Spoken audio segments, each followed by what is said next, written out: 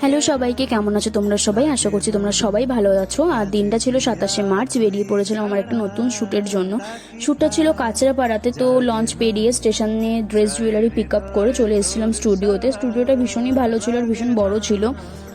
আর তোমরা এখন আমার স্ক্রিনে যাকে দেখতে পাচ্ছ অ্যাজ এ মডেল হিসেবে, সে কিন্তু কোনো মডেল নয়, সে হলো একজন অ্যাসিস্ট্যান্ট। হ্যাঁ, ঠিকই শুনছো, সেদিন আমার মডেল আসেনি। ঘটনাটা তোমার সাথে এখন শেয়ার করি। তোমরা প্লিজ প্রত্যেকটা মেকআপ আর্টিস্ট এরপর থেকে যখনই কোনো মডেলকে বুক করবে, তোমরা প্লিজ একবার দেখে নেবে আমার এই 3 বছরের জার্নিতে এই ফার্স্ট টাইম আমার সাথে এরকম ঘটনা ঘটলো যে আমার মডেলই আজকে আসেনি। আমি যখন সকালবেলা বেরিয়েছিলাম বাড়ি থেকে 27শে মার্চ, সেদিন মডেল আমাকে মেসেজ করে বলে যে দিদি, আমি যদি দুপুর 12টা নাগাদ স্টুডিওতে যাই, কোনো প্রবলেম আছে?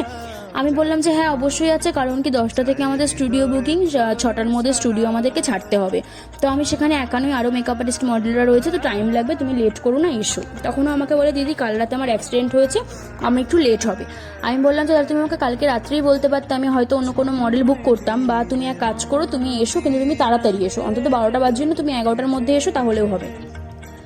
আমি স্টুডিওতে পৌঁছে যাই 10টা 10 নাগাদ, 10টা 10-15 নাগাদ আর কি। তো যাওয়ার পর থেকে 10:30টার পর থেকে আমি ওকে ফোন করি, যে আমার মডেল ছিল সেদিনকে, তাকে আমি ফোন করি। সে আমার ফোন তোলে না।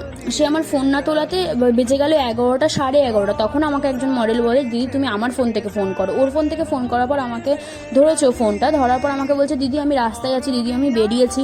এই করতে করতে বেজে গেল 12টা। তখনও পর্যন্ত আমার মডেল আসেনি। আর প্রত্যেকজন, মানে ওখানে আরও যারা মেকআপ আর্টিস্টরা মডেলরা ছিল, তাদেরকে যখন আমি পুরোটা বললাম, তখন আমাকে ওরা সবাই বলছে, দিদি ও যখন 12টা বলেছে, তার মানে 12টাতেই দেখবে আসবে। ঠিক আছে, তখনও পর্যন্ত 12টা 10 বাজে যখন আমি ওকে ফোন করি, তখনও আমার ফোন তোলে না। তখন আমি ওকে রেগে গিয়ে বলি যে ঠিক আছে, তোমার আজকে আর আসতে হবে না, তুমি যদি এসেও থাকো তোমাকে আমি সাজাবো না, তোমার আসতে হবে না। আমি একজন মেকআপ আর্টিস্ট হয়ে আমি এই কথাটা বলছি, যেখানে কিনা প্রত্যেকটা মেকআপ আর্টিস্টরা জানবে যে তাদের কতটা হেক্টিক দিয়ে থাকে একটা শ্যুটের জন্য। ড্রেস জুয়েলারি রেন্টে নেওয়া, ফটোগ্রাফার, ওই স্টুডিও রেন্টে নেওয়া, কতটা হেক্টিক ব্যাপার থাকে। তো সেখানে আমি মডেলকে ওই কথা বলার পর মডেল কিন্তু আমাকে একবারও ঘুরিয়ে কল ব্যাক পর্যন্ত করেনি। যেখানে আমি ওর জন্য 10টা থেকে 12টা পর্যন্ত ওয়েট করেছি, আমাকে একবার পর্যন্ত কল ব্যাক করেনি, ঘুরিয়ে এটাও বলেনি যে না দিদি আমি আসছি বা কিছু। তো তারপর 12টা 10-15 বাজে, তখন দেখছি প্রত্যেকটা মেকআপ আর্টিস্টের হেয়ার স্টাইল চলছে। আমি মেকআপ স্টার্ট করিনি। তারপর এখন আমার স্ক্রিনে যাকে তোমরা অ্যাজ এ মডেল হিসেবে দেখছো, সে ছিল একজন অ্যাসিস্ট্যান্ট, মানে যে আমাদের ড্রেস জুয়েলারি দিয়েছিল, মানে আমার মাসিমণি, তার অ্যাসিস্ট্যান্ট। তখন আমি ওকে বললি যে বাবু তুমি বসো, আমি আজকে তোমাকেই সাজাবো। তখন ও আমাকে হেল্প করেছে, আমাকে একবারের জন্য না বলেনি, শুধু আমাকে একটা কথাই বলেছিল যে দিদি আমি তো লেন্স আনিনি, তার জন্য হয়তো তোমার প্রবলেম হতে পারে। তো আমি বললাম যে না, আমার লেন্সের দরকার নেই, কোনো প্রবলেম নেই, তুমি বসো, আমি তোমাকেই সাজাবো। তারপর 12টা 20-তে আমি মেকআপ স্টার্ট করি। আর ভীষণ ভালো মেয়েও, বিশ্বাস করো, আমাকেও ভীষণ হেল্প করেছে। আর আমি ওকে সাজানোর পরে ওকে এতটাই সুন্দর লাগছিল দেখতে, যে প্রত্যেকে ওর ফোন নাম্বার নিয়েছে, প্রত্যেকে ওকে বলেছে তোমাকে খুব সুন্দর লাগছে।